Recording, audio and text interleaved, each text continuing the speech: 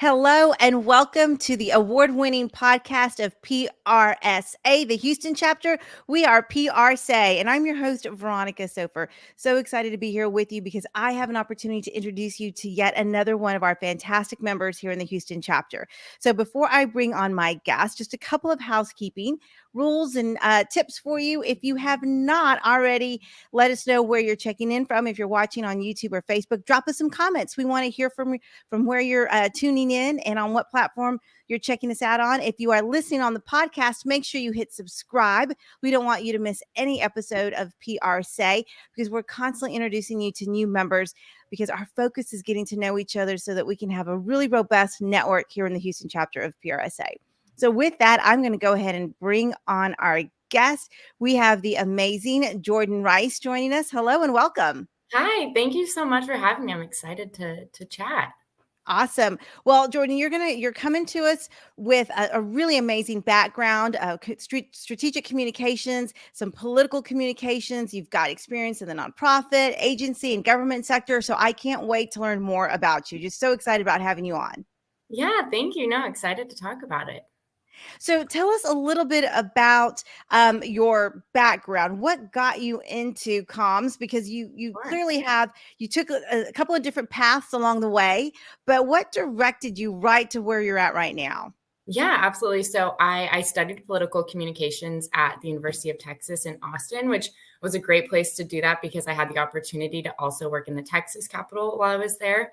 And I started in communications. I worked for a representative and then for the Speaker of the House. And then in true me fashion, wanted something bigger. So I moved to DC the same week I graduated from college and started on Capitol Hill with a member who was the chairman of the House Armed Services Committee. So really got into national security, armed forces, but really, I mean, every issue under the sun we worked on, which was great to kind of learn from that. And then from there, I went to the White House Office of Science and Technology Policy as a press secretary and worked with a lot of scientists, frankly, and worked on 90 different streams.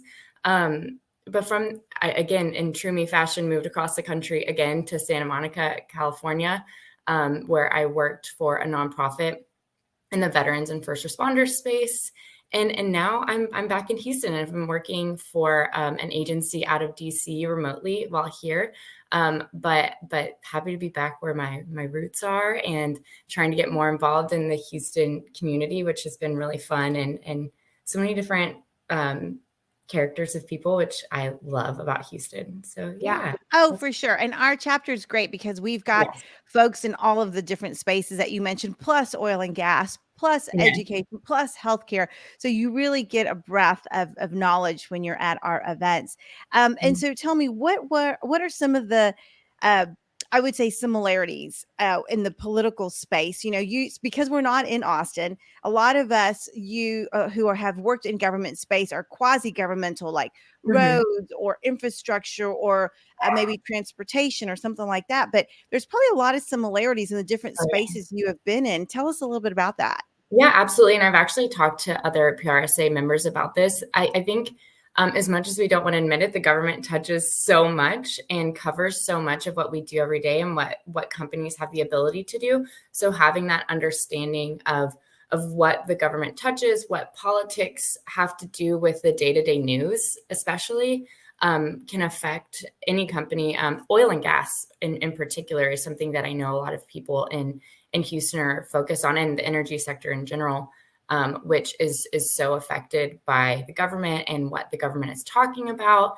Markets can shift based on one congressperson saying something or tweeting something. So, having your finger on the pulse of what's going on in not only Washington, but in Austin is so important. But as far as similarities go, the way a company is run is so similar to the way a political office or a government office is run. It has the same, I think of like a congressperson as being the CEO of the company and, chief of staff being a part of the C-suite. So definitely a lot of the same personalities, I would say, and a lot of the same day to day, but being able to kind of shift your your hat to whatever, and comms people are the best at that, right? Is like Yeah. wearing 400 different hats is very similar when it comes to corporate, nonprofit, or government communication. Yeah, for sure. And what do you think some of the challenges are, and especially in the political space? Mhm. Sometimes we assume the work is seasonal, at least maybe from an agency side, or we see in the work that y'all are doing, whether it's pressers or events or any of the media releases, those kinds of things. Is it really seasonal? Or is it just always a constantly flowing? What's the ebb and flow? I would say both. It depends on the year, right? If it's an election year, you're never stopping, and especially on the House side, when it's elections every 2 years, you're constantly campaigning, and a lot of a campaign has to do with the way you're communicating and the way you're really getting your member out there. So it's definitely seasonal. Like right now, last week we were in try not to shut down the government mode. So things like Right. that are definitely seasonal, but some of it's just constant because of the 24-hour news cycle, because of what's going on around the world right now. I think it's you always, particularly for PR folks, you have to be on all the time. So Mhm. yes, seasonal, but really it's like you got to be ready. You gotta be ready all the time, right, which is so true. And so tell us a little bit about some of the things, that young people going into this space might be thinking about. We've all watched those movies and those shows of a press secretary briefing, and, it seems so glamorous and hopping on planes and going on junkets. Right. What's the tea, sis, on with that life? It's certainly not as glamorous as the movies or TV. It's definitely fun. And I think being the kind of person who is willing to learn anything, ready to jump in on anything, I always tell people when they're first starting is say yes to everything. And obviously there's boundaries there, but say yes to learning anything new, whether it's under your umbrella or potentially under someone else's umbrella. I think it's so important to just like really get to know yourself and what you like by saying yes to some tasks that may not have been under your purview. And then also asking questions. I think people love to frankly, people love to talk about themselves, right? So Mhm. asking questions, asking advice, I think it's the quickest way to earn someone's trust. And especially if you're looking for a mentor mentee relationship, I think asking any questions, right, is a good way to do that. um, I will say working in the government is a 24-hour a day job, which is great. It's fast paced, but I think knowing that before you go into it and knowing that side of things. One quick anecdote is that we were working on the National Defense Authorization Act, and we were marking it up. So it went until I think 6 a.m. And my boss and I had a 9 a.m. flight out of the city. So just went home, freshened up. My bag was luckily already packed, and then hopped back on a plane with my boss. So it is, like you said, it's not as glamorous as it always seems, but I mean, it's fun. It was a great experience. I would never take that back. Again, learned how to put on a million different hats and be agile when it comes to communicating. So I think it's a great experience. I would certainly recommend anyone work on the Hill for a couple of years if they can. Yeah, for sure. I actually interned at the Department of Energy, Oh, years and amazing. years ago when we still had fax machines, mind you, and it was a Oh, don't worry, completely the different. government is still working with fax machines. Okay, okay, so that I don't feel too dated. Um, but let me ask you this, and speaking of technology, what are some of the things, technology-wise, that have really shifted that type of work? To your point, government usually the last one to, adapt to some of these newer technologies, where we've got, even in the Austin area, you've got high-tech companies, really operating with different types of platform technologies at a different speed. What are the things that you think we need to be thinking about today, to help us improve if we're looking at a position in the government space, even if it's, with a contractor? What are some of the challenges technology wise?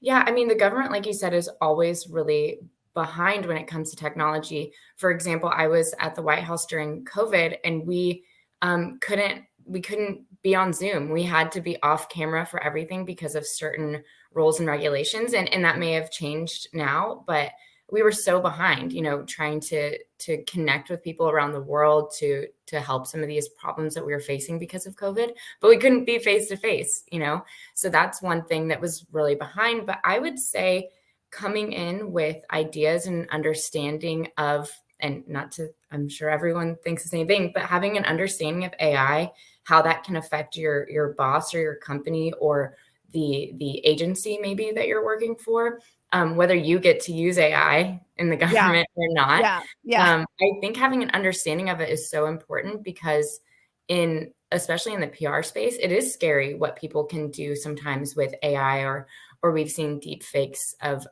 politicians and government officials that can be scary, and knowing how to address those, I would say head on, because it is a form of crisis communications. If someone looks like your boss or someone from your company speaking on camera, and your boss may have never said that. So really having an understanding of what people can do and how you would address something like that. Again, especially working for someone who's a government official, who can be copied, their face and their voice. It's wild. So just knowing how to address those things. And I would also say is knowing how to talk about technology and emerging technology and innovations is really important, because it's tough, right? Yeah. They're brand new products. Sometimes you may not have a science or tech or engineering background, but knowing how to not only talk about that technology, but know how to speak to people, to anyone from any background, to learn from them about how to speak about it, the people who are producing these technologies. And I think that's really important, and something that science and tech can always use the help of PR people to talk about their product. Yeah. But knowing how to work with those people, right? And learning how to speak about something that's so complicated. Yeah, no, I think you're absolutely right. And there's definitely some challenges, and of course, Mhm. some security issues and Right. all kinds of privacy issues that a lot of us in the corporate space don't have to deal with on the government space. So that's such a great reminder. Well, Jordan, it has been wonderful chatting with you. I loved getting to know you a little bit better. How can other members connect with you? We're always trying to grow our chapter, and the point of PRSay is for members to get to know each other. So how can people connect with you? Yeah, absolutely. I actually try to go to as many PRSA Houston chapter events. So if you see me there, please come up to me. I would love to talk if you're interested in government or whatever it may be, comms wise. But you can also find me on LinkedIn. Feel free to message me. I'm pretty responsive most of the time. You can find me at Jordan Hunter Rice on LinkedIn. But yeah, shoot me a message. Happy to chat. That would be awesome. All right. Well, we look forward to connecting for sure. We love that our members are very excited about learning more about each other. So I'm sure that we will be seeing each other soon in person. Yes. Yeah. Maybe the holiday party. That sounds great. I'll be there. All right, Jordan. Thank you so much. Have a great Thank one. you. Thank you. You as well. All right, that wraps up this episode of PRSay. Please connect with Jordan. She's Jordan Hunter Rice on LinkedIn. All the links will be in the show notes.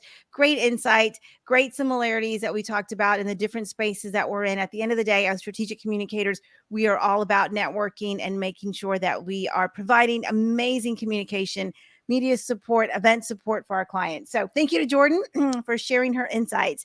With that, I'm going to wrap up this episode. Make sure you hit subscribe on your podcast platform. We don't want you to miss any episodes of PRSay. If you are watching on Facebook or YouTube, drop us some comments because we want to say hello, especially if you're catching the replay. So just hashtag replay. And with that, we'll end this episode.